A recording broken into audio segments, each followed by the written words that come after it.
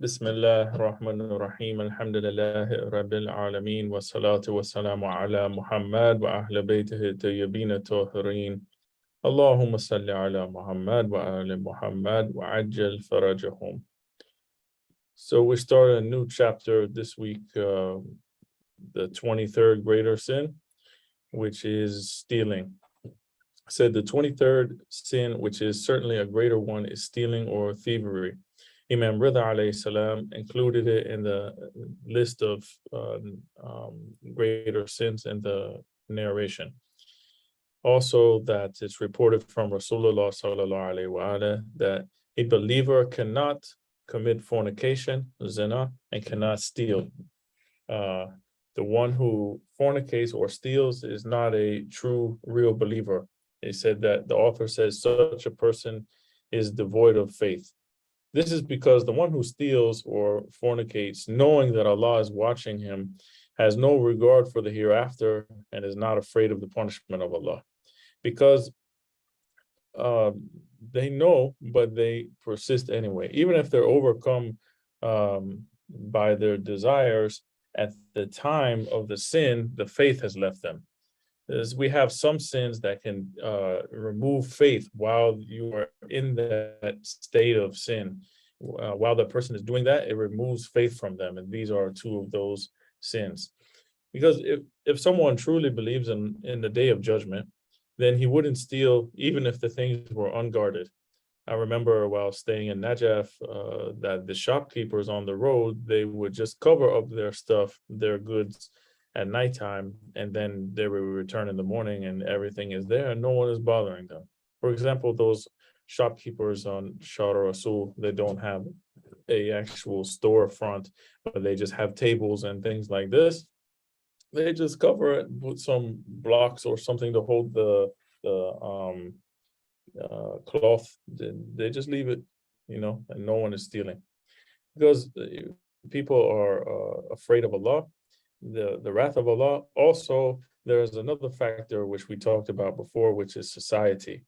So in that culture, for example, someone gets caught stealing, is a greater sin, and they're going to get spiritual punishment from Allah if they don't repent. But at the same time, they will get the shame of society and bring shame to their family, and they will be known by the one who steals and things like this.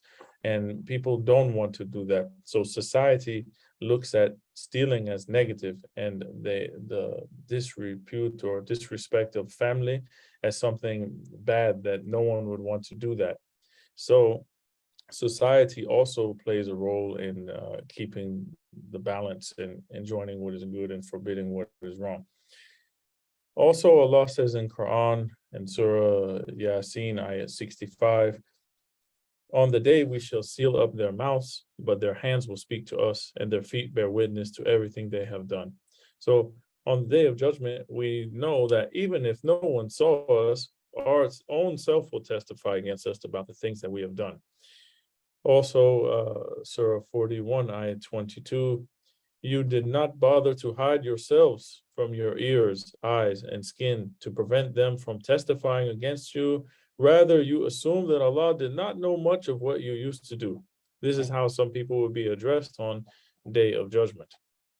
Also, we have in Surah Infitar, Surah 82, ayat 10 through 12, وَإِنْ عَلَيْكُمْ لَحَافِظِينَ, and appointed on you are two keepers or guardians watching over you, Karam and Katibin, the noble writers, يَعْلَمُونَ مَا تَفْعَلُونَ, and they know what you are doing. These are the angels that are witnessing our deeds, and they are writing them down and keeping track of them. So with these things in mind, a person would refrain from these sins. He says, if such a person dies without repenting for his sins, he does not die a believer. So if he dies, he doesn't make tawbah for the sins that he has committed. And also stealing is haqqun nas. You're stealing the rights of people. For example, someone steals someone's house and they live in the house. And then they say, astaghfirullah, but they continue living in the house. is Allah going to forgive them or not? That they need to return the right to its owner. So in order to get forgiveness, it needs to fix it with the people first, and they need to forgive them, and they need to get their rights restored, and then Allah subhanahu wa ta'ala, inshallah, will forgive that person. So we cannot take someone's stuff and say, oh, I'm sorry, but don't give it back. This doesn't work. And we see this is also one of the points when Abu Bakr came to Fatima Zahra alayhi salam, and he was crying and about the things that happened, but he never once he didn't offer to say, okay, take it, Ali ibn Abi Talib, take the government, and I step down and I refrain from it, and you take the position. They didn't do that. They didn't give it back. So it shows that they did not have any remorse for what they did. They just said sorry, as a show of some public thing, but they didn't return the right. If I steal your car and tell you sorry, but I'm driving all around town in it, I mean, how sorry am I? I'm still riding in your car. So this is some rights from Haqq an-Nas. So some of the ayat and traditions that are critical of misappropriation of the trust also include stealing. Stealing is absolutely haram. It doesn't matter the size or the price of the object. Even if the object is something worthless and it is not ours, we cannot take it from somewhere else and remove it and claim it as our own. To steal even a needle is haram. We mentioned narrations in the last class. He says, however, the hands of the thief are cut only. We always hear, we cut the hands off the thieves. And, Muslims are known for, they say, okay, you steal from them, they're going to cut your hand off. And I actually have a funny story I'll tell you. So when I used to live in Delaware for about a year or so, there was these guys, and they had these two Sudanese guys, and they had a shop like in bad neighborhood, but I used to see them at masjid, and I would go there and hang out a little bit. The shop was in a bad area. They sold everything like clothes and shoes and groceries, and one of those stores you buy anything you want in there. They have everything for the neighborhood. So this guy had stolen something, and apparently earlier that day he stole, but while I was there he came back, and they knew that he stole something. So they were telling, oh, we're going to get the guy. So they went and they locked the door, and the guy was in.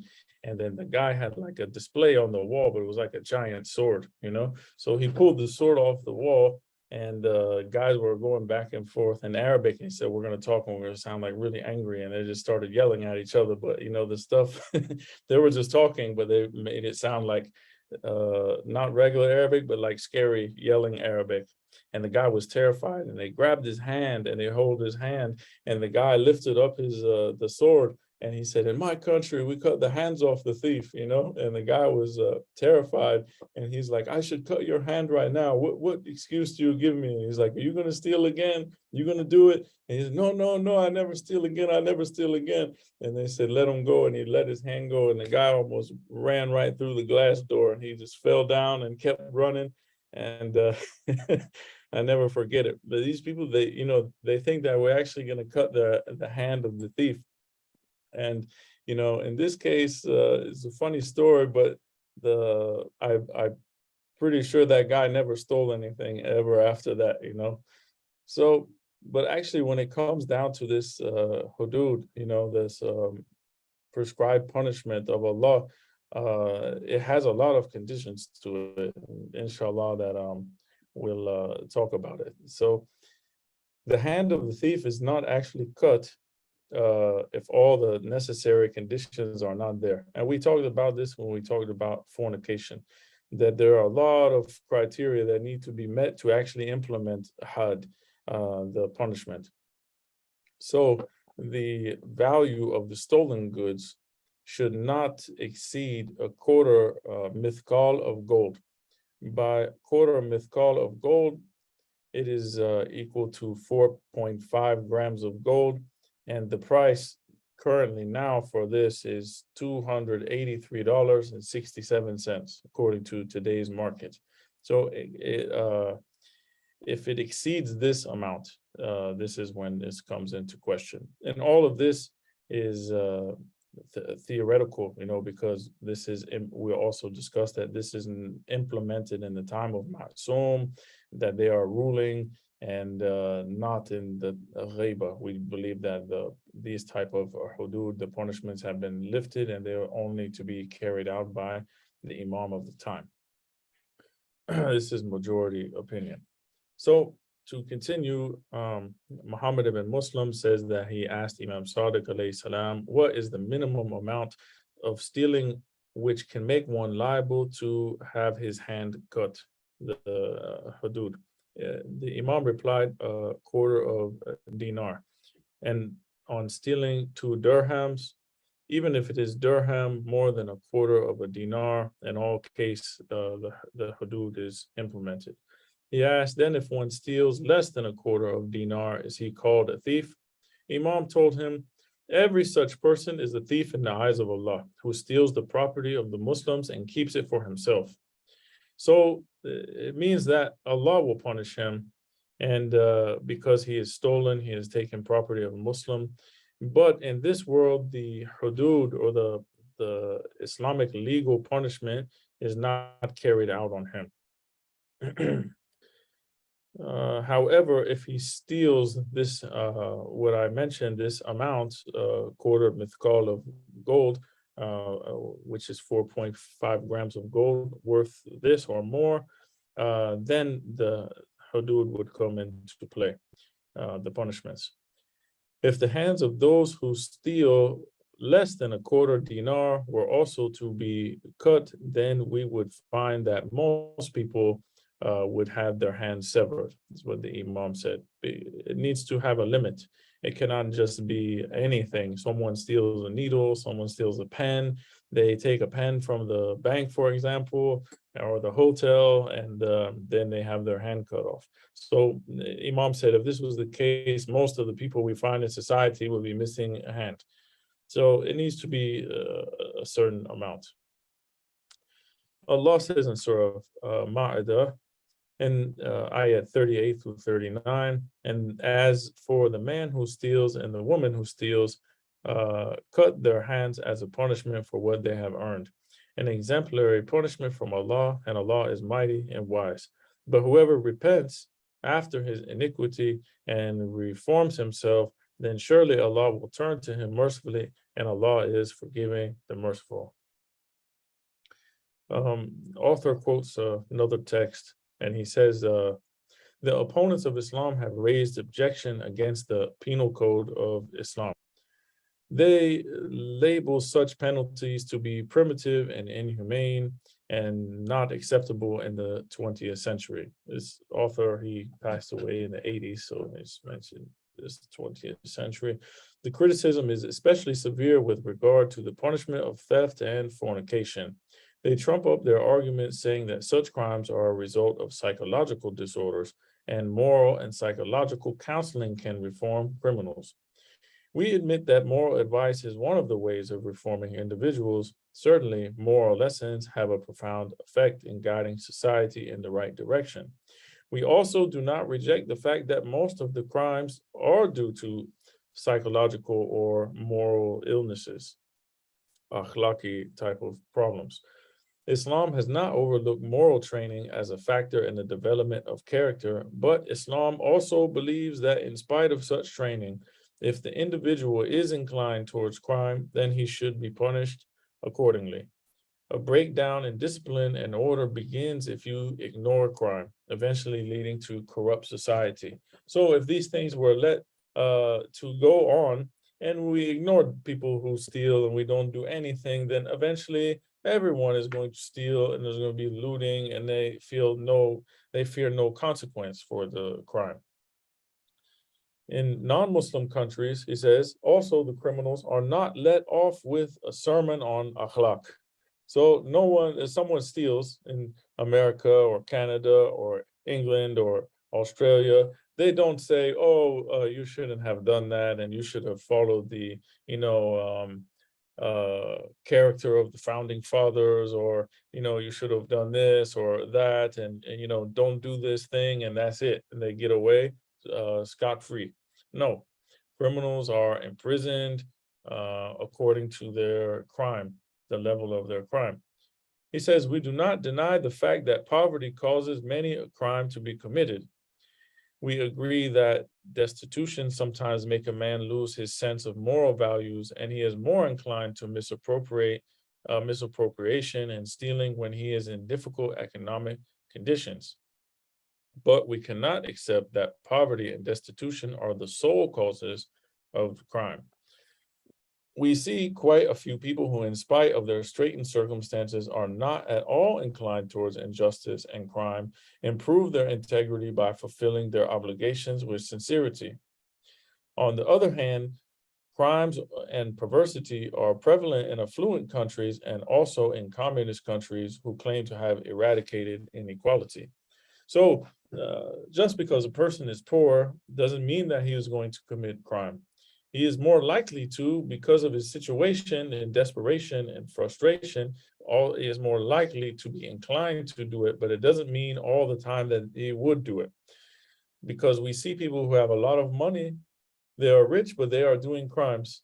How many of these wealthy people and famous people do we see that are always in the news and they are getting arrested and they are doing shady stuff? So it happens with rich people as well as poor people.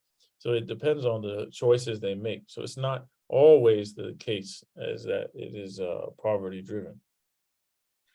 Those who are critical of Islam to be primitive and inhumane are unable to assess their own selves. Those who proclaim independence and human rights overlook their own crimes. He says 40,000 people were butchered in North Africa just because they were protesting for their basic rights. Is this not barbaric?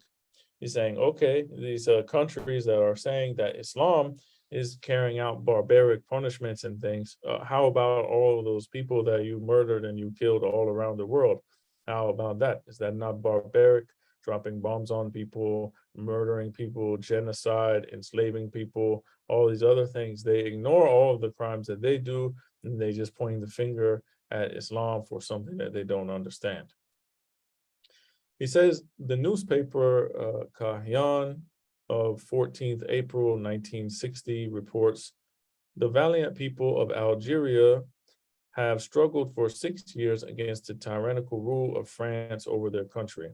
To date, around 1 million people from the total population of 10 million have laid down their lives in this struggle." So 1/10 of the population died fighting for their struggle, the author says. He says, "Coming back to our discussion, we would like to point out that Islam has taken into consideration all aspects of crime and punishment. Islam lays down heavy penalties for crimes committed, but Islamic law takes into account the circumstances under which the crime is committed also. A person who steals because he is hungry and because he is poor is not liable to the had or the Islamic punishment of having his hand cut, nor is a person who has been coerced into stealing. He is not punished by this punishment as well. Also, Islamic laws are not applicable in non-Muslim countries, as I mentioned before. So the objections raised, he says, are baseless. As far as barbarianism, saying that we are barbaric, uh, he says the progressive countries in the Second World War alone killed and maimed 1 million people. The dropping of the atom bomb caused untold miseries of devastation. Death and diseases plagued millions of people, and the horrible effect of these continue to this day. It has come to light in recent times that the dropping of the atom bomb was entirely unnecessary. He said it was for an experiment that cost the life of many people. Compared to this shocking perversity and savageness, the fact that corporal punishment in Islam is given in only limited cases. So when the finger is pointed at Islam a lot of times, but we look at the person who is pointing the finger and they have three fingers pointing back at them. He says, besides, Islam prescribes rules and regulations which, if followed faithfully, not only improve morals, but eliminate poverty and enhance economic development of the society as a whole, thus eliminates the very cause of these crimes. So if people were to follow the prescribed laws of Islam within this society, and they would give, for example, the khums, the zakat, and all of these things, and it was managed in a good way, then this could eradicate poverty and solve a lot of problems. He said, it's the duty of the Islamic government to provide every citizen with suitable employment. If some people still remain unemployed, they are to be paid a stipend from the public treasury until they can secure a job. It's like a welfare, but they need to be searching for a job, like the same thing with the welfare. Under these conditions, there is no need for anyone to steal. In spite of this, if someone steals, then surely he deserves to be punishment. He deserves to be punished. So if the person doesn't have a job, he's poor, and the government is giving him money, but he still goes and wants more and steals more, then he's already getting what he needs from the government. He just needs to look for a job. It's not like he doesn't have anything. He deserves to be punished because he's just trying to be greedy at that point. It's a fallacy to think that these prescribed punishments are only meant for old times when people were savage and incapable of being controlled by any other means, and that in the modern age, people are receptive and suggestive and can be reformed without punishment. He says it is a foolish argument. If this argument had any substance, we would not be witnessing so much crime in the cultured atmosphere of the developed countries. Look at the United States, for example. One of the countries most people in the world want to go, very advanced in medicine and technology and universities and a lot of things. One of the leading nations, if not the leading nation in the world. Look how much crime they have. How many prisons do they have? It is so ridiculous the amount of people they have in prison. And I work with the prison system, so I know there's so many people, and a lot of these things could be avoided, and if people could just be reformed, by just suggesting to them something nice. He said this is without any sort of punishment, why we have so much crime. It's obvious that the Quranic ayat quoted earlier does not give any details regarding the robbery or the punishment, but just like the Quran is generals. For example, Quran tells you to make salat, but it doesn't tell you how many ruku, if you forgot sujood, what to say in tashahhud, all of these things is not there. It gives you the general principle to go make salat. And then after that, you need to go to Rasulullah sallallahu alayhi wa alayhi and A'imma alayhi salam and find the details. The same thing as this, says cut the hand, but it doesn't give the details, how much to pay, how much they must have stolen in order to receive the punishment, what is the case, what do they need, what is the details of cutting the hand, for example. And it's not the whole hand, it's just the fingers, not the thumb either, the four fingers to be cut. And we'll talk about the wisdom behind that also as we continue, inshallah.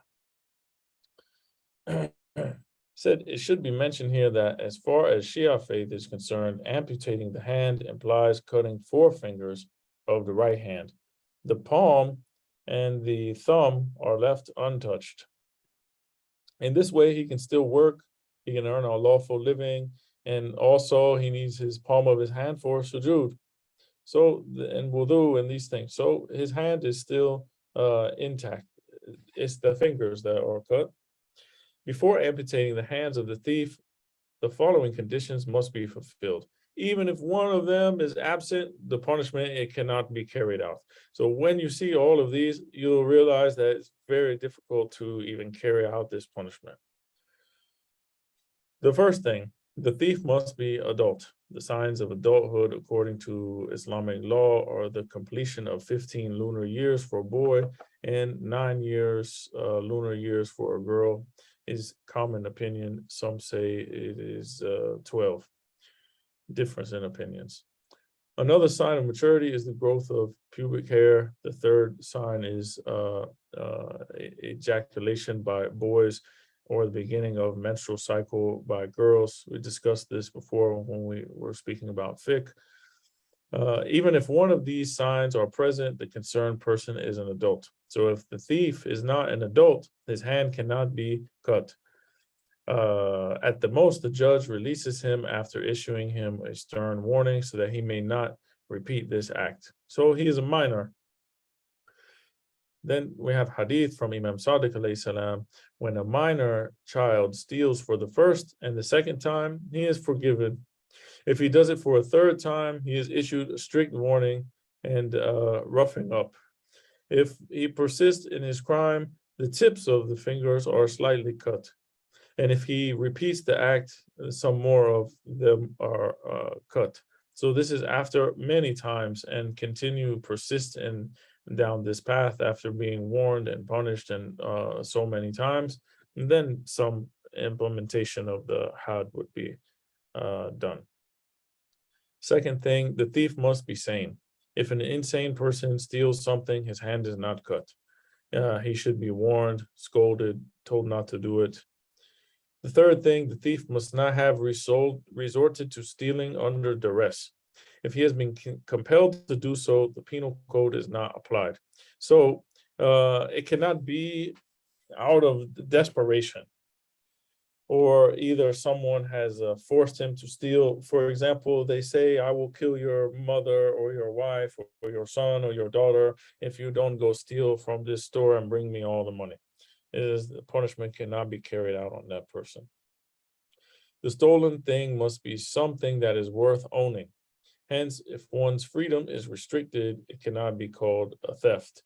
So it needs to be something, an material, not idea.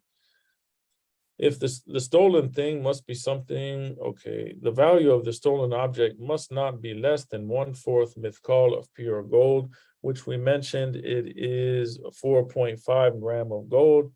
And according to today's market value, it's $283.67.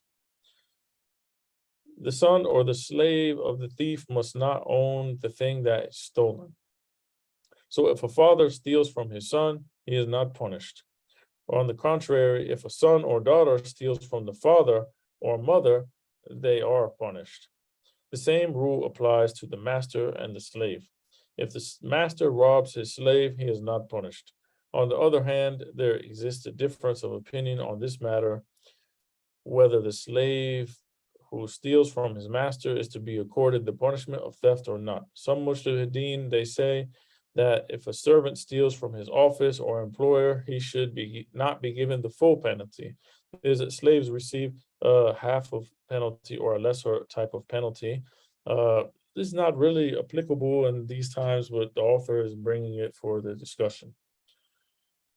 He said other mujtahideen have issued a decree that there is no difference between a servant, a workman, and other people.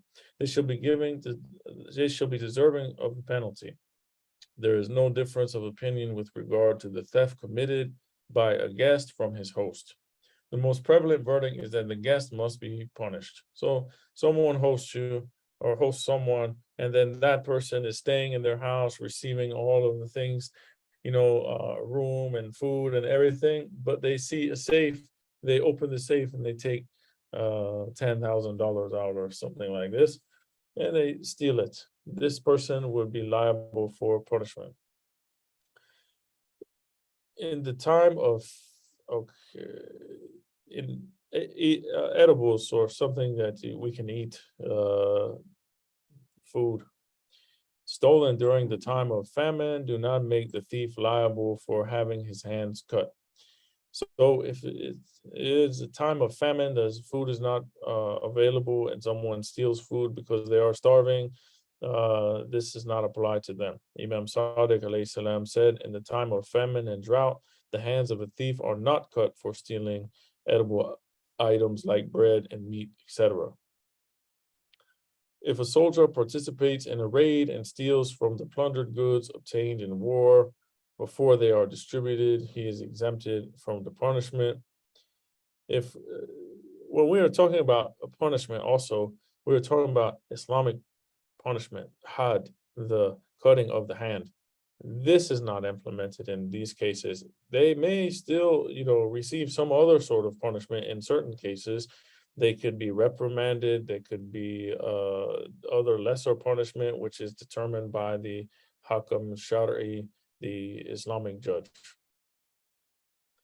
If one of, let me see, if one of the parties to a transaction steals a property and claims that it is rightfully belongs to him, he is not liable to have the had, or the punishment. If a person is accused of theft, but before his theft is proved to the judge, he pays the owner the value of the goods, he is not punished. So he goes to the person and makes it right before he goes to court.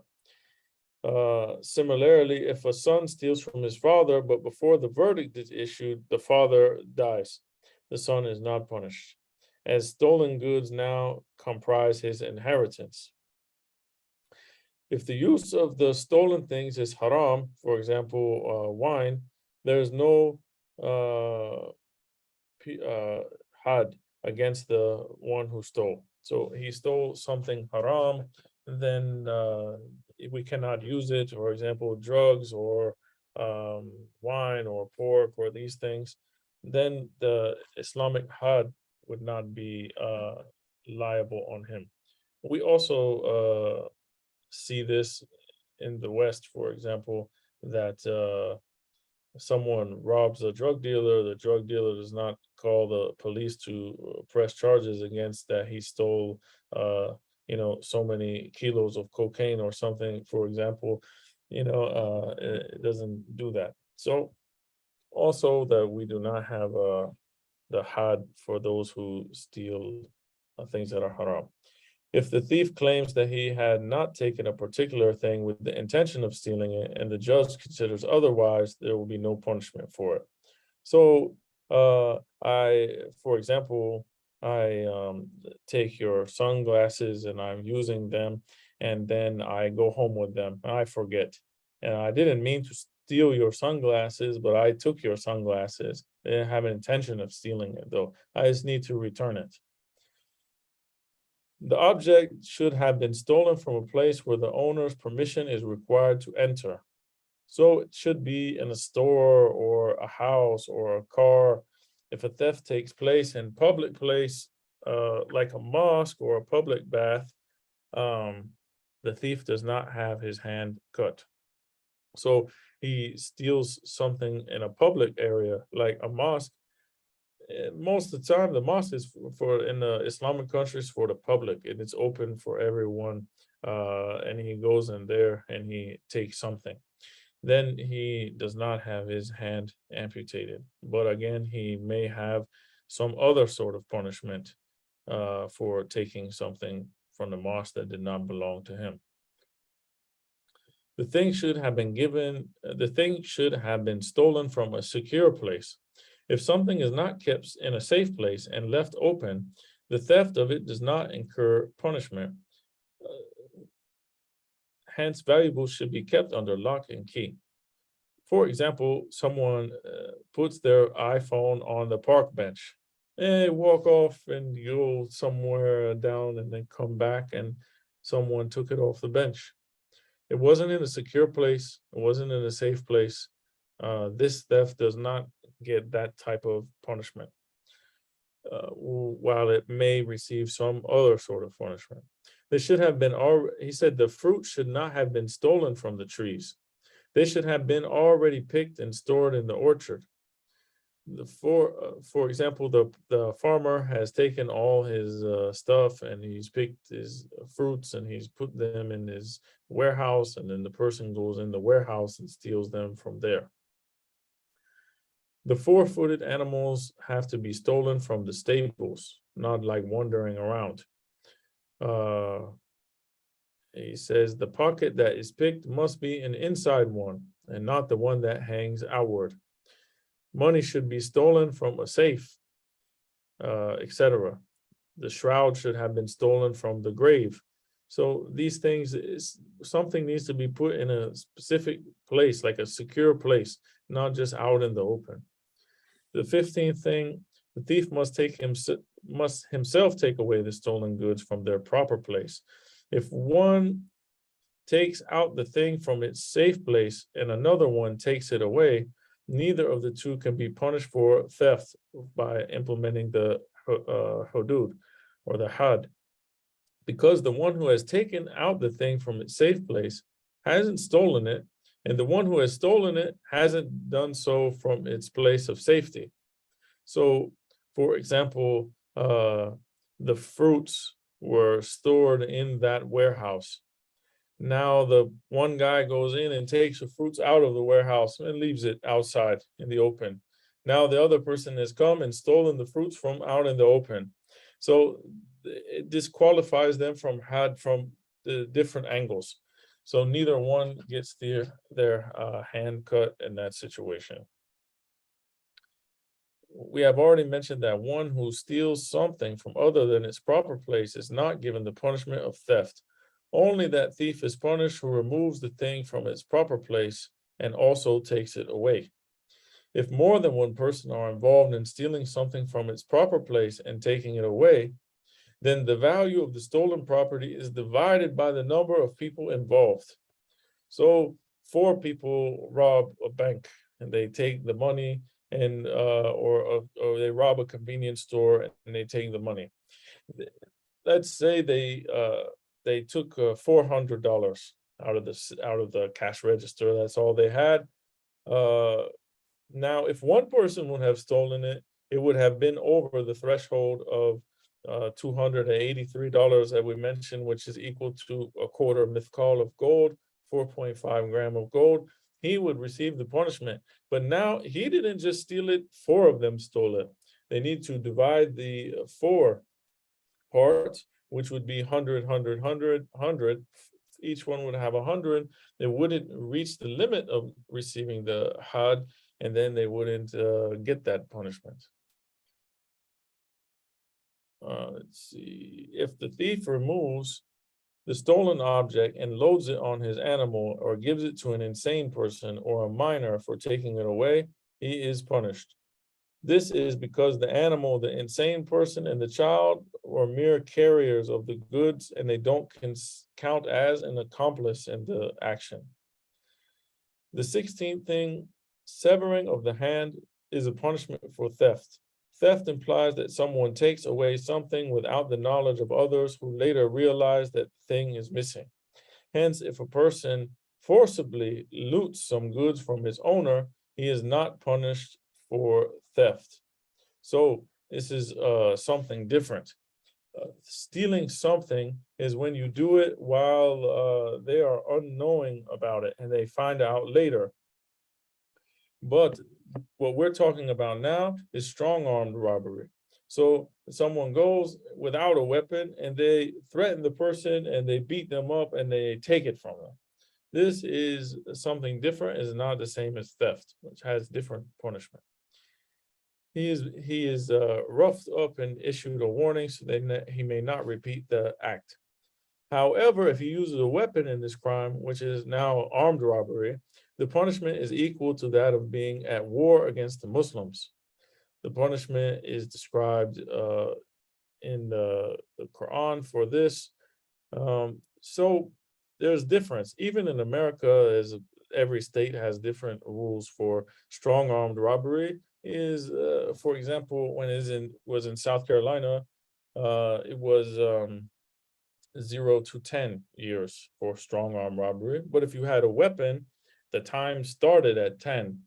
and it went to 30. You could get between 10 and 30 years. So the punishment is more for, because you're having a weapon, you could take the life and you're threatening them and scaring them and these things. Let's see here. We are on number 18. For a theft to be proven, two just witnesses should have seen the thief stealing. It may also be that there is just one witness, but the owner also testifies that the robbery has taken place. The thief may himself confess twice of his theft and deserve to be punished. If he confesses only once, the stolen goods are taken away from him and restored to the owner, and he is not punished for theft. The 19th thing, if the owner takes back his goods or allows the thief to keep them before the matter is reported to the judge and does not press for a penalty, the thief is not punished. However, if the crime is proven before the judge, even the owner cannot save the thief from the punishment.